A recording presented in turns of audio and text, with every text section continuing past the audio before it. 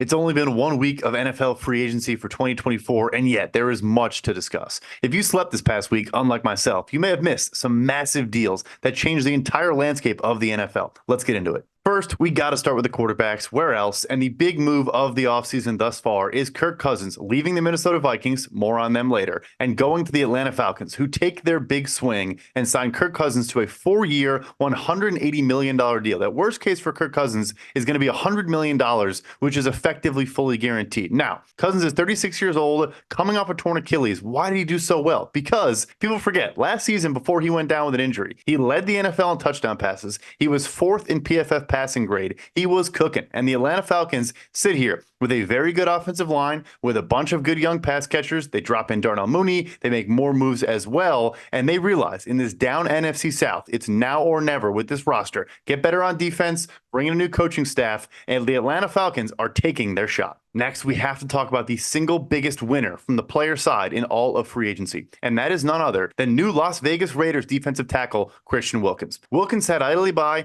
waited things out, played in a prove-it year, didn't sign an extension last offseason with the Miami Dolphins, while everyone in his draft class in that first round in 2019, he had Quinnen Williams signed for 4 years, $96 million, $24 million a year. Just below that, you had Jeffrey Simmons at $23.5 million per year. And on things went in that market we saw then before this free agency kicked off. The Baltimore Ravens placed a franchise tag on Justin Madubuike, coming off one of the best contract years in recent history, signed a 4-year, $98 million extension, $24.5 million per year. A clear marginal raise over those prior deals. However, Wilkins sat by and waited for a very, very influential contract to come through. Kansas City Chiefs superstar Chris Jones had been sitting there waiting for a new deal. The two sides could not get it done last offseason. He signs that 1-year flyer, misses week 1, but knew his value. And the Aaron Donald contract, pause. Thank you, Aaron Donald. You're a legend. Thank you for letting us watch you for the last decade. However, Aaron Donald signed a 3-year, $95 million extension, 31.67 per year, a couple off seasons ago. And teams clearly were saying that is an outlier deal. Aaron Donald might be the best defensive player of all time. We are not going to use that contract as a comp at any negotiations. But Chris Jones said, look, I am one of the best defensive players to ever play this game. Right now, a case as the best defensive player. And I don't want to hear it. I am in that echelon. I am contractually at the level of an Aaron Donald. So he sat there, waited his time, and got the extension he was always looking for. So now teams can't say, well, that's an outlier. We're ignoring that. It doesn't matter. It's Aaron Donald. Yeah, you know what? There's a second contract that bolsters that is where this market is going. And that is why when Christian Wilkins hit free agency, he was able to sign a 4-year, $110 million deal, averaging $27.5 million per year. And now I have to take time to talk about the details. You know, the cap nerd at PFF wouldn't pass up an opportunity to get in the nitty-gritty a little bit of why the Wilkins deal is really so strong. Christian Wilkins signs a 4-year, $110 million deal, averaging $27.5 million per year. A couple years ago, Davante Adams signed a deal in Las Vegas for 5 years, $140 million, $28 million a year. So by many metrics, by the most common way people look at deals, they would say Adams has a bigger contract than Christian Wilkins. It's 28 per year versus 27.5. However, this is the telling detail. Over the first 3 years of Christian Wilkins' contract, he's going to make $86.25 million. Davante Adams, over the first 3 years of his contract, a higher, larger number, is going to make $67.75 million. So Wilkins, on a technically smaller deal from an average annual value standpoint, is going to make almost $20 million more than Davante Adams over the first 3 years of the contract. And look, both guys could play out the entire thing. Who knows? But we don't know in this league, it's rare for guys to play into the 4th and 5th and 6th year of a contract. So Wilkins' deal is so strong, and it's not backloaded. It's not inflated. It is a remarkable contract for the position market, for everybody, because it got a team in the Raiders to really show we're not putting some funny money, some extra years in the back. We are signing a remarkably strong deal through every single subsequent year of the contract. Wilkins was the biggest winner of free agency. The next free agency blockbuster did involve a trade, and it was a huge one. Brian Burns, the edge rusher for the Carolina Panthers, who everyone knows infamously, the Panthers were offered 2 first-round picks and a second-round pick by the Los Angeles Rams to acquire Brian Burns about a year and a half ago. Obviously, that does not happen. The two sides cannot come to terms on an extension, and this new Panthers regime finally says, you know what, let's just get this done. They trade Brian Burns for a second and a fifth round pick, and the Giants, being smart, got an extension done as a part of the trade as well. They signed Burns to a 5-year, $141 million contract. By average annual value, is the number 2 deal among edge rushers. It's not quite as strong from a cash flow perspective, but $87.5 million in guaranteed dollars is pretty darn good. And those two sides now, Carolina gets their picks. They have 33 and 39. And for the Giants, you now have Dexter Lawrence on the middle, one of the best nose tackles, if not the best nose tackles in all of football. PFF would certainly say so. And then you have Brian Burns and the young Kayvon Thibodeaux, who did take strides last year. That front last season had nothing at edge outside of Kayvon Thibodeaux, and now they have a remarkable player in Brian Burns. That Giants front is ferocious as well, and they can get better on defense, obviously figure out the offense as well, but they make their splash. They kind of flip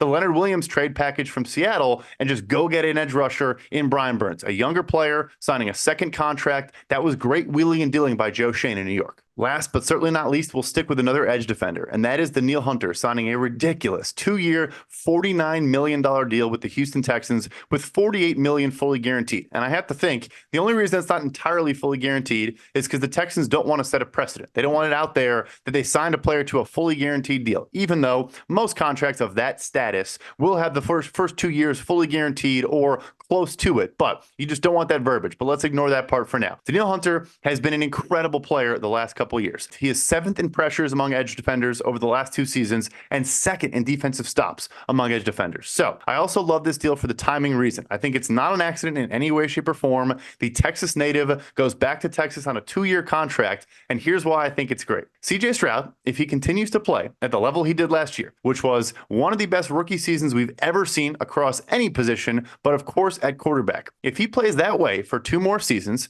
he'll be eligible for an extension after his 3rd season, in which case he will become the highest paid player in NFL history. Probably, I know it sounds crazy, I don't know, $75 million a year at that point. So the Texans basically made their big splash. They got aggressive. They've been patient for so long under Nick Caserio, and they made some other great moves we'll get into as well. But with Danielle Hunter, the timing here is, hey, while CJ Stroud is cheap, let's make our massive move. Let's pair Will Anderson, the defensive rookie of the year, with Danielle Hunter, this ferocious, incredible defender, and we'll have one of the best defensive fronts in all of football. And then when CJ Stroud might get really, really expensive, we have a clean out if we want it, and we can retool. Now, looking at some of our favorite teams, we'll stick right with the Houston Texans. We talked about Danielle Hunter making their big splash, and that was a great move, no question about it. But some of the other moves they made, we really, really like. One of our favorite signings of the entire free agency period, from a value standpoint, from a fit standpoint, is the Nico Autry, the versatile defensive lineman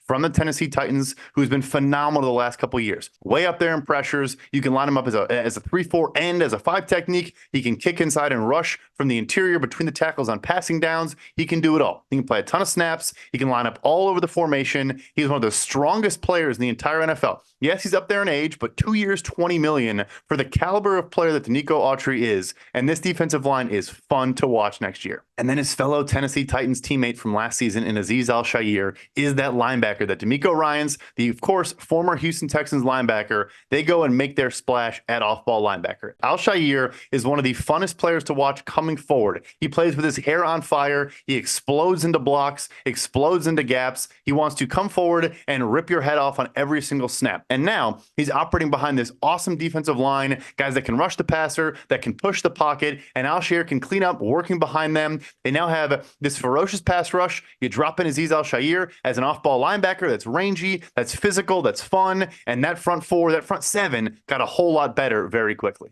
Next up is a team we talked about, 2 players that left in Kirk Cousins and Danielle Hunter, but we really like what the Minnesota Vikings have done. So they let these 2 franchise cornerstones of the last couple of years go elsewhere, sign these enormous contracts, but they quickly pivot to Jonathan Grenard from the Houston Texans, the top young edge rusher available, to a 4-year, $76 million deal. He had a huge market, he had a ton of suitors. Minnesota makes their splash, gets Brian Flores, the defensive coordinator, a new young cornerstone to build around. And then you also bring in some reunions. Andrew Van Ginkel stepped up last year in Miami, was so good when Bradley Chubb went down, Jalen Phillips went down. Andrew Van Ginkel was a force against the pass last year, had a crazy high pass rush win rate, one of the best pass rush grades in the entire NFL among edge rushers, and he played for Flores in Miami many years ago. So he falls into Minnesota, and then you get the hometown kid. Blake Cashman played for the Minnesota Golden Gophers, was a great linebacker for the Houston Texans last year. Yes, the Texans and Vikings kind of just traded rosters on defense, but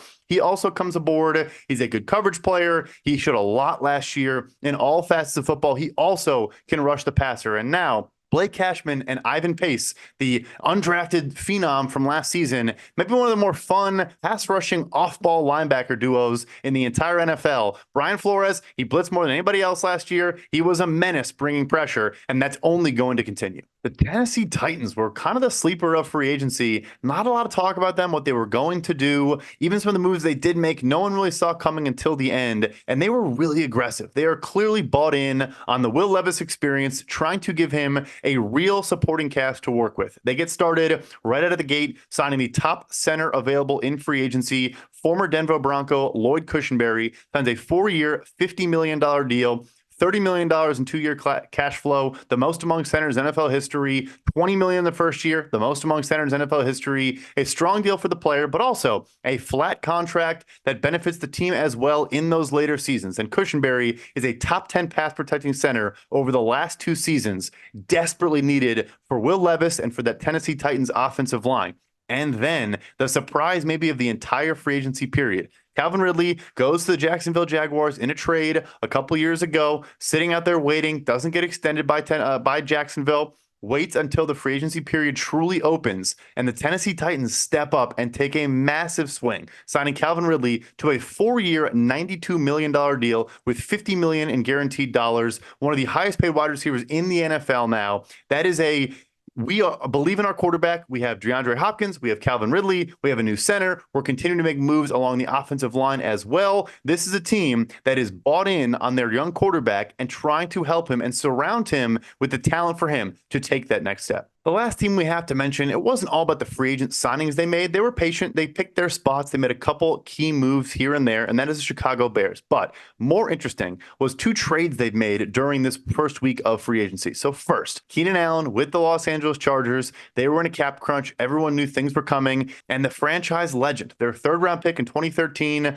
leads the Chargers in receiving yards all time, is now a Chicago Bear. The Bears step up, trade a 4th-round pick to go get Keenan Allen. Allen is owed $23 million on the final year of his deal, going to be 32 years old. There is some risk there for Chicago, but at the same time, they do the same thing as last year with Montez Sweat, where they say, we think it's worth it to give up draft capital to guarantee we get a player. You can quibble with that approach, but I think the key here is you get a very, very good number 2 complement to DJ Moore. And now you have potentially the number 1 overall pick quarterback coming in and has DJ Moore and Keenan Allen to work with. That is about as good as it gets from a receiving standpoint for a rookie to step into. An ascending young offensive line that's gotten better at almost every position, is very, very young. They added a center and Coleman Shelton from the Los Angeles Rams. They traded for Ryan Bates from the Buffalo Bills, who can play center and guard. They drop in DeAndre Swift, the running back who was with the Philadelphia Eagles last year. And they're saying, no excuses, no issues for our new quarterback. We clearly didn't surround Justin Fields with a whole lot of talent. We're not making that mistake again with Caleb Williams. And real quick, we got to talk about the flip side of that deal. So the Pittsburgh Steelers, they're sitting there. They have Kenny Pickett. There's question marks at quarterback. Mason Rudolph signs a 1-year flyer to be the Titans' backup.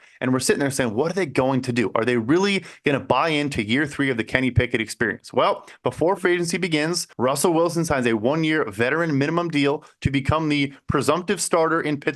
And then Kenny Pickett moves to the Philadelphia Eagles, where he grew up, was raised as a Philadelphia Eagles fan, is now on the roster. And the Steelers bided their time. They were patient, and they get Justin Fields for a 2025 6th-round pick that could become a 4th-round pick if he plays over 50% of the snaps next year for Pittsburgh. So the Steelers get a veteran minimum Russell Wilson making $1.2 million and Justin Fields for a 6th, at worst a 4th, and owed about $3.3 million. Their quarterback room is one of the cheapest in the entire NFL. They have 2 exciting pieces there. They're making a lot of interesting moves. They trade Deontay Johnson. They sign Patrick Queen. They're certainly not done maneuvering, but most importantly, they realized at quarterback they had to get aggressive. They bring in not 1, but 2 potential starters for 2024 and beyond. And the Carolina Panthers also were not done spending. They signed former Seattle Seahawk Damian Lewis to a 4-year deal as well, averaging about $13.5 million per year on that contract. So Bryce Young, he's smaller. We know that. He's a little bit shorter. We get that. Protect him from interior pressure. Make sure no one is beating them off the snap from the interior and quickly getting to Bryce Young's pocket into his lap. They signed 2 guards, 2 great young players to these big contracts, and they are ready to protect Bryce Young once and for all. And you could maybe argue they spent a little too much at those guard spots, but they no doubt hit a home run with a trade for Deontay Johnson. The issue last year in Carolina, their receivers could not separate to save their lives. They were one of the worst separating teams in the entire NFL. You see all these clips of Bryce Young sitting there in the pocket trying to find a receiver, and no one is open in any way, shape, or form. Enter Deontay Johnson, who they traded. They did a late-round pick swap, and they sent corner Dante Jackson, who had already been reported was probably going to get released if he was not traded. They trade Dante Jackson and a late round pick for Deontay Johnson and a late round pick. Deontay Johnson is one of the best separators in the entire NFL still. He goes to Carolina. He is on a 1-year deal, so probably needs an extension, but you could not think of a better player for the price, especially to bring in for Bryce Young, a guy that can get open at the line, can play outside, can kick inside in the slot, but most importantly, can show those numbers to Bryce Young early in the progression. Now we wanted to dive into some of the position markets that were the most interesting to us this offseason. First, it has to be talked about is the guard market. The offensive guard market has truly exploded. So we saw last offseason, and we talked about at the top of the show, how the interior defensive line market has been exploding as more and more players can rush the passer. The quickest path from point A to point B is right up the middle against those guards and centers. And those guys have been getting more and more money. So naturally, if you're an agent for a center or a guard, you're sitting there saying, well, if it's harder and harder for my guy to do their job and they're doing good at it, they need to make more money. So we saw that reflected immediately in free agency. The guard market is off the rails now. I'm not saying it's a bad thing, but it's truly spiked to new heights. So before free agency even begins, the Philadelphia Eagles made Landon Dickerson their extension eligible left guard, the highest paid guard in NFL history. He now surpasses Chris Lindstrom with the Atlanta Falcons on a 4-year, $84 million deal. And when that happened, it should have been a signal, should have been a beacon to us.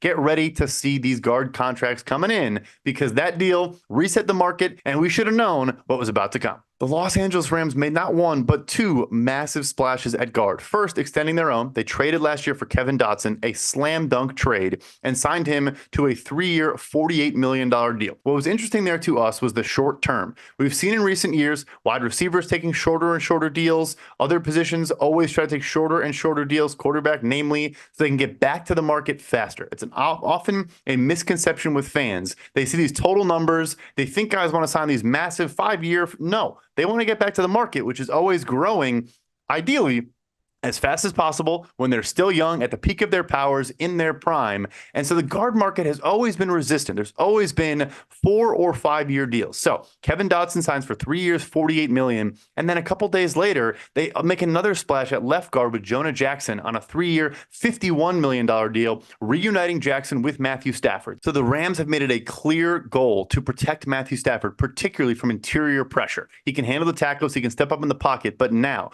you have Steve Avila, the phenomenal rookie last year, your 2nd-round pick, expected to be the center. And then you have Jonah Jackson at left guard, Kevin Dotson at right guard, both on 3-year deals, both at the top of the market, and the guard market was just getting started. Another Miami Dolphin exits the team and signs another $100+ million contract with Robert Hunt, the right guard, signing a 5-year, $100 million deal with the Carolina Panthers. $20 million per year. He joins that club at guard. Yes, back to a 5-year deal, but a very, very strong contract. He missed some time last year, but he's a phenomenal football player, good in the run game, getting to the second level, a stout pass protector as well. Next up is the running backs. We all got to be happy for the running backs. It's been brutal the last couple years. They have just not been getting paid whatsoever in free agency, and we finally saw a bit of a market correction. First and foremost, got to talk about Saquon Barkley going from the New York Giants in the NFC East over to the Philadelphia Eagles, also in the NFC East. He signs a 3-year deal for over $37 million, becomes one of the highest paid players at the position, despite playing on the 5th-year option, playing on the franchise tag, missing time a little bit over the last couple years. But he's one of the best pass protecting running backs. He's one of the best pass catchers. Go watch that touchdown against the Arizona Cardinals last year and tell me Saquon Barkley is just a running back. He is a dynamic weapon. You bring him into Philadelphia, we know they have the great receivers in A.J. Brown and Devontae Smith. They have Dallas Goedert at tight end. They need a little bit more in terms of dynamic weapons on that offense, and now they have Saquon Barkley. And the next running back to sign a big contract is Josh Jacobs, the former Las Vegas Raider, also had to play on a tag last year. It looked like he might be sticking around because once Antonio Pierce took over, he made Jacobs a focal point of this offense. His carries went up, his usage went up across the board. He can also catch the ball out of the backfield, something we saw dating back to Alabama. But they spent elsewhere. We talked about that. Christian Wilkins signing his massive contract may have complicated matters, and Gardner Minshew and others. But Josh Jacobs goes to the Green Bay Packers, which may have been a surprise for some. The Packers are not known for spending a ton in free agency, although they have under Brian Gutekunst. But more so the surprise here. He goes, signs a 4-year, $48 million deal. Shouldn't have been that big of a surprise because last year when Jonathan Taylor requested a trade, was trying to push his way out of Indianapolis with the Colts before they agreed on an extension, the Packers were reportedly very in the mix on a potential Jonathan Taylor trade. So that didn't materialize. They waited till the offseason, and now they bring in Josh Jacobs. And the bigger surprise is that Aaron Jones, franchise legend, gets cut. They tried to make him take a pay cut for the second time. He wasn't open to it this time. Yeah, he's missed some time with injury, but still a dynamic weapon in the open field, another great pass catcher out of the backfield. He gets to play the Packers twice a year now in Minnesota, but the big splash, Saquon Barkley and Josh Jacobs, and then DeAndre Swift gets $8 million a year. Tony Pollard gets about $7 million a year. A lot of the running backs did pretty well, and it's good to see after years of struggles. One more position market we had to talk about was the off-ball linebacker market. And look, we always talk about at this channel, of course, the highly paid guys, the top of the market guys.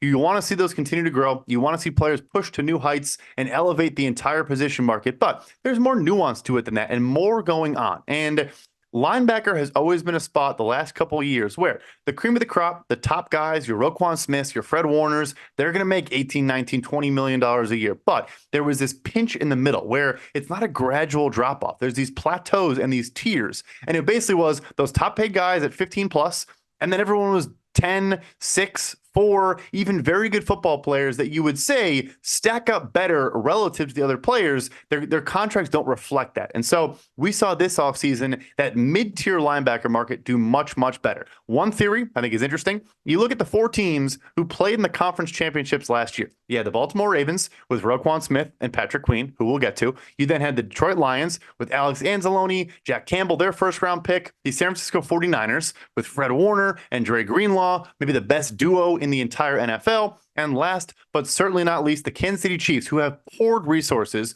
more so draft capital, but second-round pick Nick Bolton, second-round pick Willie Gay, third-round pick Leo Chenal. They signed Drew Tranquill, also did well in free agency, to a one-year flyer. That mid-tier finally cashed in. Patrick Queen led the way with a 3-year, $34 million deal to join the Pittsburgh Steelers, another guy that gets to play his former team, the Ravens, twice a year. And also, you see a bunch of other players as well. We mentioned Azeez Al-Shaair going to the Houston Texans. Jordan Brooks goes to the Miami Dolphins, the former first-round pick of the Seattle Seahawks. We mentioned Blake Cashman going to the Minnesota Vikings, Josie Jewell to the Carolina Panthers, Drew Tranquill to the Chiefs. A lot of those guys that in years past would be signing these 1-year, 2-year deals for minimal money, they finally got deals that more reflect how they truly are as players and how they stack up in the pecking order. And I think the other important theory for both running back and linebacker is this. I do not expect a first-round pick in this upcoming draft at either running back or linebacker. I'd be surprised if we saw one. Frankly, I wonder if we had a top 50 draft pick at either